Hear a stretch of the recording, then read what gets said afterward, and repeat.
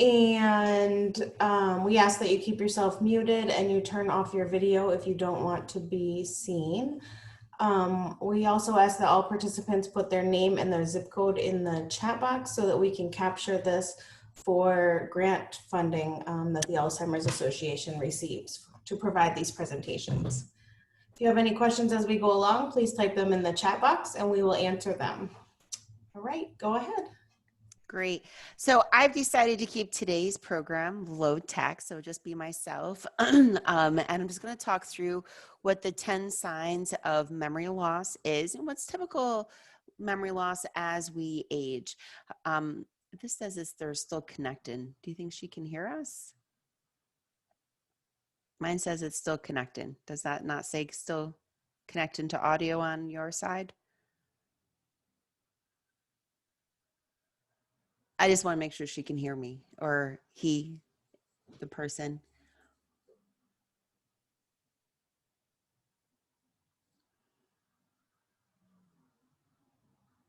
Okay, perfect. So as Alicia said, my name is Thayer, and I'm a program manager for the Alzheimer's Association, the Northeast New York chapter.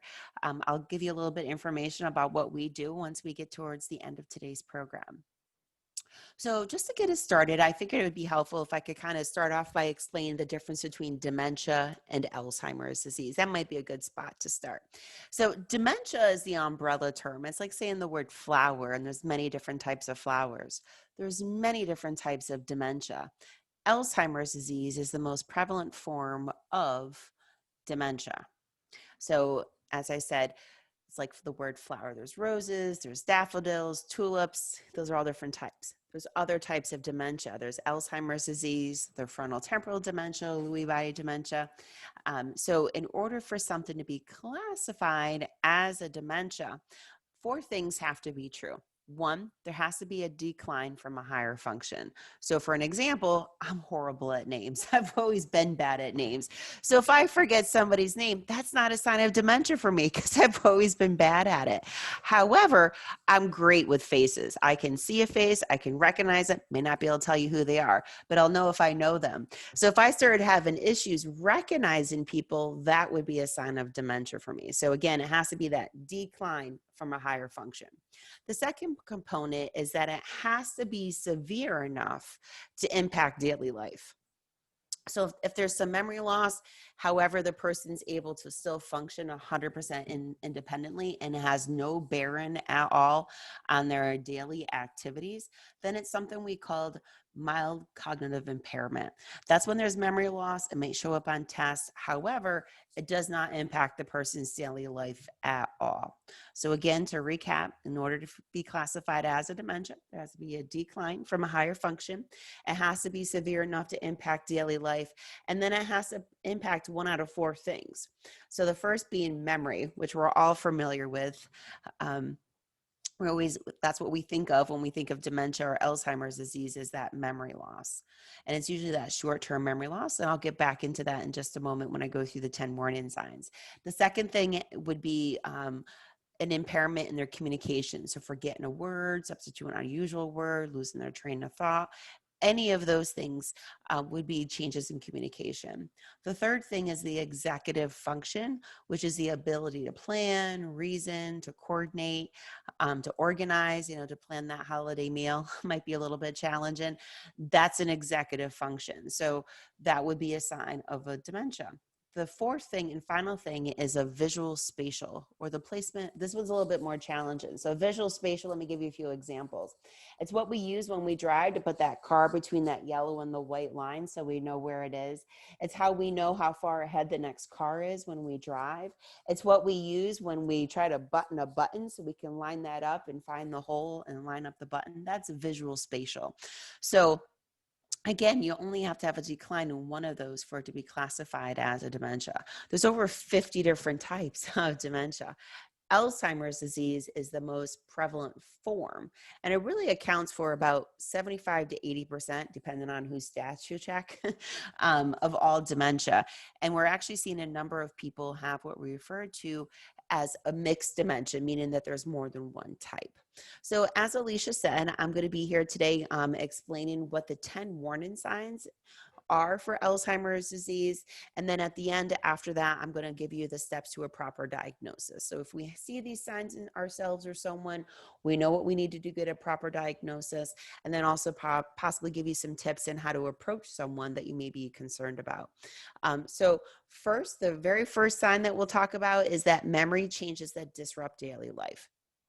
So for me, as a mother of 5-year-old twins, if I forgot how to make that pot of coffee in the morning, that would be a memory loss that would be severe enough to impact my daily life. I really rely on that coffee every day to kind of get me going. And it's not the memory that will come back to them. So somebody with dementia, if they don't remember in the moment, very rarely will they remember later. So that's one of the differences between typical memory loss. So I would like to consider that I have typical memory loss. And if I forget something, like I can't remember who somebody is, and it drives me crazy. I'm running through it in my mind, and like I'm cooking dinner and I'm cutting up vegetables. Oh yeah, that's who it was. That's a sign of typical memory loss. If the information comes to you later, that's a good sign. People with dementia, they usually forget what they'll forget. They forget that they forgot, and a half hour later, they may not remember that they forgot anything. So it's really that memory loss that disrupts that daily life is number one. Number two are challenges in planning and solving problems. So, for instance, I was sharing with Alicia just before one of my problems today was finding out I didn't have childcare, 5-year-old twins. So that because I have typical memory loss, I was trying to figure out. Okay, did my sister-in-law say she could watch them if I needed a backup, or no? I remembered later on that she was going to be out of town. That's a sign of typical memory loss. Um, Being able to figure out how to solve a problem. Somebody with a dementia like Alzheimer's disease, they would not know what to do in emergency situations. They wouldn't know what to solve problems or what to do. For instance, if there was water in the basement, they wouldn't know how to turn on a sub pump and how to get that out. They may not know what to do as far as planning for the holidays. My husband and I are already trying to have a conversation. What is Thanksgiving and Christmas going to look like for us this year? Somebody with typical memory loss may not be able to solve those types of problems and not being able to see people the way we always used to, and definitely not be able to make a plan, especially this far in advance. Number three is difficulty completing familiar task. And that could be, waking up and using that coffee pot in the morning, or being able to, I had one caregiver once tell me, her husband woke up and he went to turn on the computer and he forgot how to turn on the computer. He just didn't even know how to do it. He didn't even know where to begin. Another example would be a gentleman that I knew who was still working full time at a bank, and he needed to use passcodes to get into the bank. And he just didn't even know where to begin or what to do.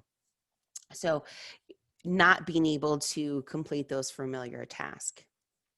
Number four, confusion to time and place. So for the most part, we all have an idea of what time of day it is. And without looking at the clock, I know it's in the middle of the afternoon. I know I've already ate lunch. And if I was to look out the window, I can tell that it's fall. Somebody with dementia or Alzheimer's disease, they lose the ability to look outside and know what that means as far as the season. They lose the concept of time. So know the difference between 5 minutes and 5 hours. They lose that whole concept of abstract thoughts. So things like time, relationships, money, all of those are abstract, and somebody with dementia will have trouble with those as the disease progresses. Somebody with dementia could get lost in their own neighborhood, a place that they've always lived, and become disoriented. 6 out of 10 people with Alzheimer's will wander and lose their way home. Number 5 is trouble understanding the visual images and spatial relationships. That's what I was referring to as far as that, being able to button buttons or be able to drive and know how far ahead the car in front of us is. Typical age-related would be development of glaucoma or cataracts. I know my prescription to my glasses gets stronger and stronger every year when I visit the optometrist. I think those are typical age-related changes as far as vision, which is much different than having those visual spatial issues. Number 6 is new problems with words in speaking or writing. Another example would be a friend of mine who had early onset Alzheimer's disease. He was diagnosed at age 52. After 30 years of marriage, he misspelled his wife's first name. And it was Carol. So it wasn't, it was an easy one. But that's a change. And that was a sign of an issue for him. Or, forgetting a word, substitute an unusual word. Some people may revert back to a native language. They may forget if English is their second language to them. Typical things may be, I'll forget a word sometimes, especially when I'm in front of a group of people, but I'm able to typically, most of the time, find an appropriate substitution and be able to transition without, hopefully, no one really noticing. Number 7 would be misplacing things and losing the ability to retrace steps. So this happened to me the other day. I sat down, I put down my sunglasses because I was running. I heard the phone ringing and I ran in and I set down my sunglasses and my car keys. And then the next morning when I went to leave, I couldn't find them. And I had to stop and think, okay, what was the last time I saw those? Oh yeah, it was when I was coming in and I unlocked my door. Oh yeah, the phone was ringing and I ran and I was able to retrace my steps. That's typical memory loss. May also be another example of that I went upstairs to get something and I forgot what I went up there for. And when I got back downstairs, I remembered again. That's typical age-related memory loss. Somebody with Alzheimer's disease, not only do they misplace things, but they might put things in unusual locations. Like, for instance, I visited someone once with Alzheimer's disease and I found the milk in the cupboard as opposed to a refrigerator. Found the watch in the sugar bowl. They put things in unusual locations, places that we wouldn't typically store things. And when we asked them how they got there, they had no idea. They were unable to retrace the steps or be able to tell us what happened prior. Decrease or poor judgment would be number 8. So typically, as we get older, we may have poor judgment. We may loan money out or any of those types of things, make a poor decision once in a while. Somebody with Alzheimer's disease, let me give you an example. A woman I know with Alzheimer's disease, when the fuel man came to fill up her fuel tank, she invited him in and cooked him a whole entire breakfast. That may not be the most appropriate thing to do. It was not someone that she knew. I think of another situation a long time ago when we were out and about and I was able to make home visits. I had visited this woman. The family was on the fence. I'm not sure if we could keep them home alone. How safe she was. And someone knocked on the door and she didn't understand what the person was saying. And she just invited this complete stranger right into her home. That's a poor or decreased judgment. Or here in Otsego County, there's this gentleman, this group, I don't know if it's more than one person, drives around with a refrigerated truck and sells meat. A woman with Alzheimer's, not the Schwarms guy, but a private person. This woman with Alzheimer's disease who hadn't cooked in a couple of years, she bought over $500 worth of meat. She has a freezer full of meat and her husband takes her out to dinner every night because she is no longer able to cook. So that would be a sign of decrease or poor judgment, not knowing or even how to handle finances. I knew a retired NYU economics professor who gave away over $100,000 to telemarketers. So those are types of changes or decrease in judgment that I'm referring to. Number 9 would be the withdrawal from work or social activities. So the way I look at this is that the social butterfly becomes the wallflower. So the person who used to be more outgoing now becomes a little bit more, they sit back and watch things. So an example of that would be, how I look at that. I'll share that. I'm the youngest of 9. I have a big rowdy family. And when we all get together, everyone's telling the funniest stories. And I think of the best comeback like 5 minutes later, right when the conversation is moved on. And I'm like, oh man, I should have said, you ever have those moments? Well, that's how I think it is for people with Alzheimer's disease, and why they kind of sit back and withdraw from work and social activities, because conversations in our society are like a ping pong game. I say something, you say something, and back and forth we go. And with somebody with Alzheimer's disease, they just can't keep up with that pace of conversation. So often the conversation will just pass them by and they may retreat. Typically as we age, we get a little particular about things and set in our ways, and we may not be as outgoing and participate in as many new activities. So that would be typical as we age. And number 10 are changes in mood and personality. Some people become very agitated. Some people become very suspicious. But the way I look at it is, how do you feel how I think of it? How do you feel when you forget stuff?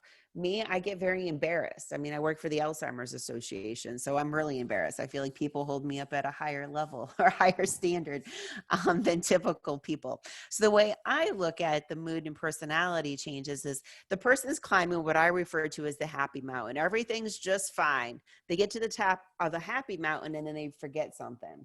And then they have this downward spiral in emotions because they feel embarrassed, they get upset, they feel bad, they get mad at themselves. They feel like you did something, that they didn't make a mistake, maybe you did. And then they forget that they forgot and everything's fine. So they have climbed this happy mountain again. It's kind of like this ongoing emotional roller coaster for some people in the early stage. So just to recap those again, and these can be found on our website at alz.org. Number 1 is memory changes that disrupt daily life. Number 2 are challenges in planning or solving problems. Number 3 is difficulty in completing familiar tasks. Number 4 is confusion to time and place. Number 5 is trouble understanding visual and spatial relationships. Number 6 is problems with words and speaking and writing. Number 7 is misplacing things and losing your ability to retrace your steps. Number 8 is that decrease or poor judgment. And number 9 is withdrawal from work or social activities. And number 10 are changes in mood and personality. So what do we do if we see these problems in our loved one or are suspicious? The first thing we want to do is to talk about it. And that's always that's always hard to do, is to acknowledge that we're seeing these changes in our loved ones.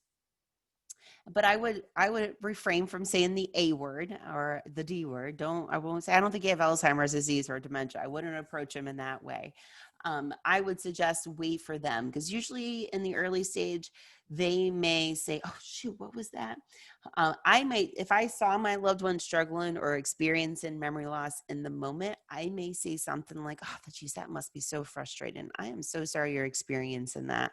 Why don't we talk to your doctor to see if there's something we could do to help figure out what's causing that. Sometimes it can be caused by something simple like a urinary tract infection or infection in the body that's gone untreated. Sometimes it could be something like a vitamin deficiency or dehydration. There are many things that can cause symptoms that look like a dementia. So we never want to jump to the conclusion that it's dementia or Alzheimer's disease. So whatever we want to do to get them to the physicians. And at the end, I will put my contact information in the chat, and feel free to reach out to me directly. It's one of my specialties, is to counsel families on this journey. And I'm happy to provide you some one-on-one tips, because it's a little bit different for everyone. What I explained to Alicia, would work for her family member, may not work for Dick's family member. Everyone's very different. So I just want to give you a rundown of what to expect during a thorough evaluation. So I encourage you to ensure that your loved one receives an accurate diagnosis. You can start with your primary care physician, as long as they're receptive to hearing about your concerns. I would encourage you to, prior to going to the doctors, maybe sit down and write out those 10 warning signs that I talked about, which again can be found on our website at alz.org. And then under each of those signs, put bullet points of things that you are seeing or witnessing that are of concern to you. Because I know when I go to the doctor's office, the doctor has their agenda and it's usually in and out. And, if I don't go in prepared with things written down, chances are the appointment will be over and the doctor will be out the door. I'm like, oh, shoot, I didn't even ask this. But I know if I go there with a piece of paper in my hand, better chance of me getting my questions asked and answers. So to go through the steps to a proper diagnosis, as I said, you can start with your primary care physician as long as they're receptive. I have a lot of families I've worked with that say, oh, my primary doesn't see anything. We've been seeing him for 30 years and I'm telling them I'm concerned and they say there's nothing wrong. Our physicians work for us and it's important that we feel that we're being heard. And I do have a list of physicians and neurologists and specialists if you're ever looking for a second opinion. So to start off, it's really important that we review, the person's medical history. Check out current medications, interactions of those medications. Over-the-counter medications are also important to, see if any of those have interactions with any of your prescription medications. And see if there's any med changes that could be going on or interactions. You can even talk with your pharmacist. I always find that pharmacists are really underutilized. We can usually walk up to them and get answers a lot quicker than we can a physician. And they have to stay up to date on all of the medications and the interactions and changes. So they're a great resource. I've had families work with their pharmacist locally and had great results. If your loved one or yourself is consuming excess amounts of alcohol, that's something that we want to share with our physician. If you consume excess amounts of alcohol, and I'm not going to put an amount on that, define excess, but if you have consumed excess amounts of alcohol, it can actually strip the body of a nutrient called phthalimine or vitamin B1 that can cause a dementia that looks a lot like Alzheimer's disease. So if there is an increase in alcohol consumption, make sure your physician's aware of that so they can screen for that vitamin deficiency because that's an important vitamin for us to have. We also want to make sure the physician is aware of any other past conditions like, head traumas or, concussions and things like that, a family history. They were going to want to know about all of that if there's a history of dementia in your family. They should also be checking things like your pressure, your blood pressure, your temperature, listening to your heart. Every time your heart beats, 25% of that blood goes directly to your brain. So if your heart's not working properly, your brain's not going to get what it needs to survive. So they want to make sure they have to check all of that as well. I always explain that our body's a machine. And if there's one part of the machine's not working properly, it's going to have issues elsewhere. So we really want to check everything out. There should be some lab work done that would check your thyroid hormone. That can also be misinterpreted or mistaken for dementia or Alzheimer's if your thyroid's off a little bit, other vitamin deficiencies, infections I mentioned, blood sugar levels, all of that can really have an impact on your cognition. Your analysis to screen out any type of infections and assess the kidney function to make sure those are all working good.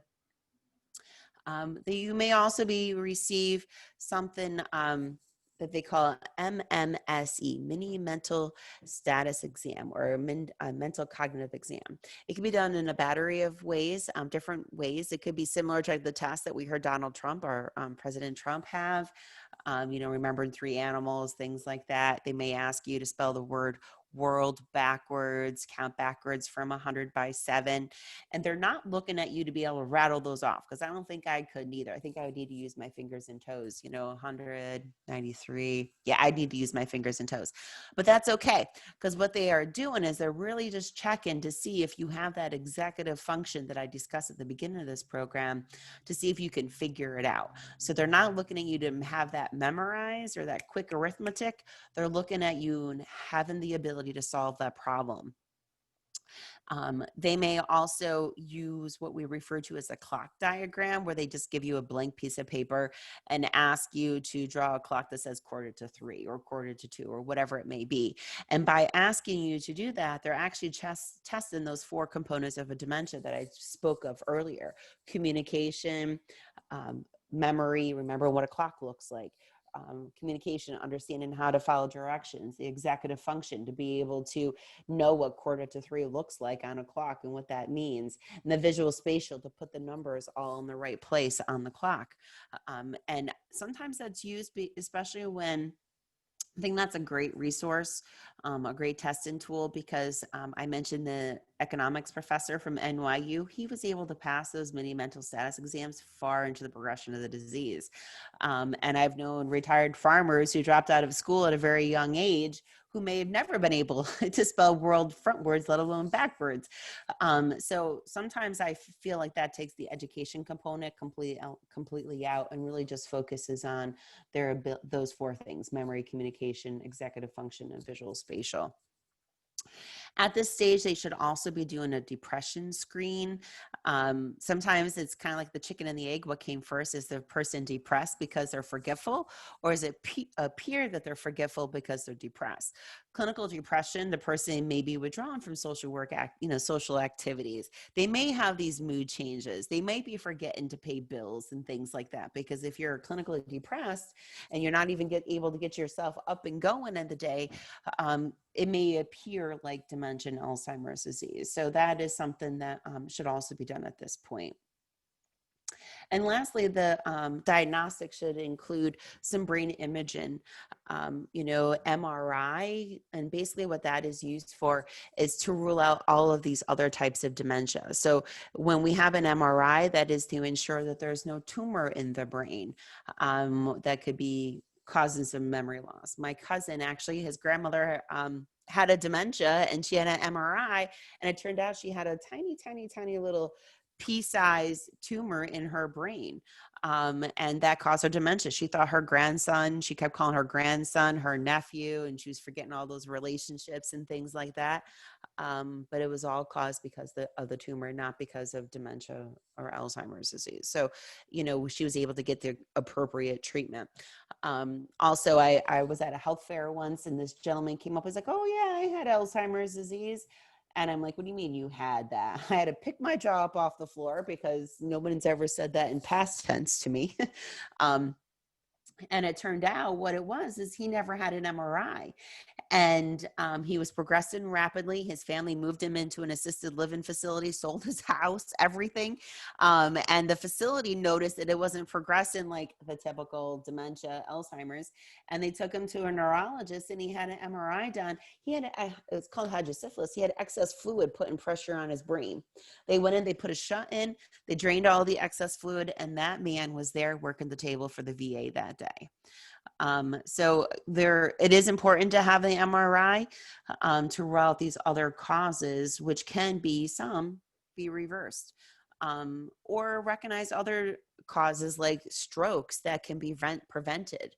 If the person has what they refer to as vascular dementia, which is caused by those strokes, we can get the appropriate treatment, prevent future strokes, and then often that person will plateau and not have a further decline. So it really is important to have a thorough diagnosis. Just to tell you a little bit about the Alzheimer's Association, unless you have any questions coming in there, Alicia. No questions yet. Okay, thank you.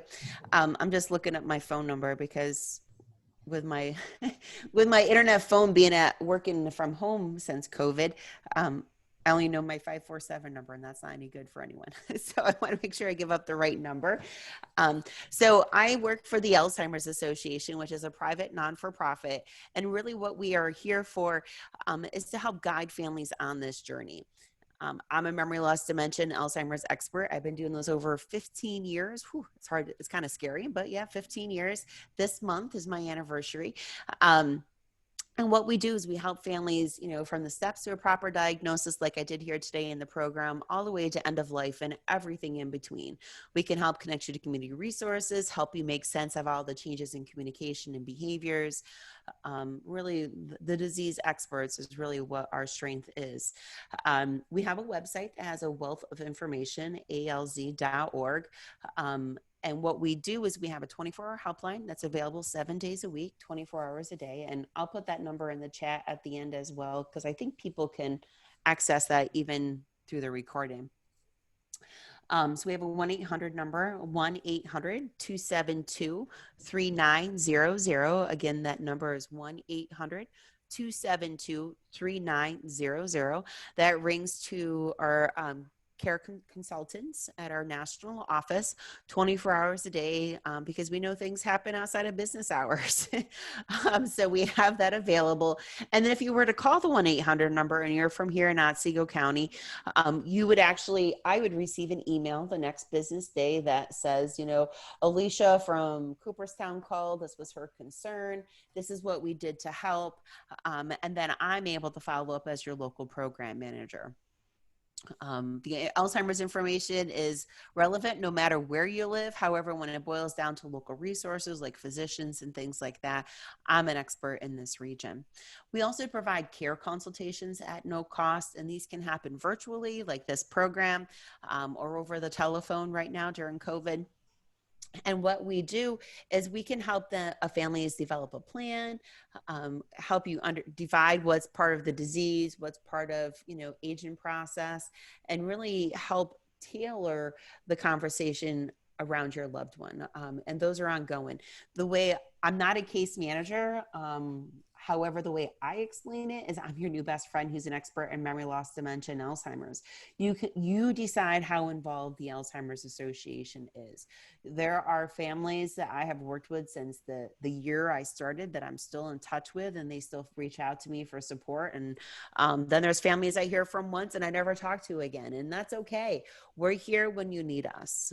We usually figure families have enough going on without us constantly following up with them and being a nuisance. Just know that it's comforting, I think, for them to know that we're here when they need us. We also have education programs beyond the 10 warning signs, and an education calendar can be accessed at our alz.org. And I can email one to Alicia, and perhaps you can share it on your Facebook, so that could be there for you as well. And then lastly, we have support groups for caregivers.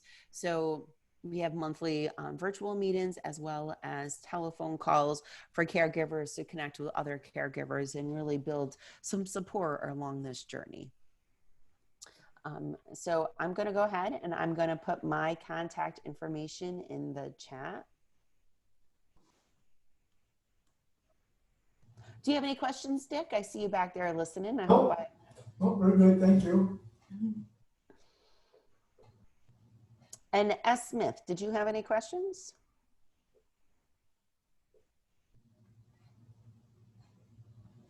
Okay.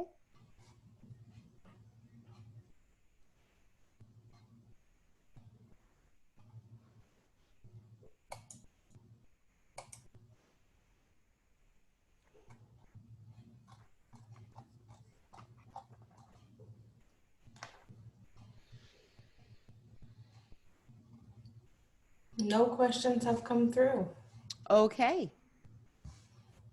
So that will conclude our program for today, and this will be available on the Office for the Aging Facebook page for Otsego County later. Wonderful. Thank you so much. Thank Thank you for you. inviting me.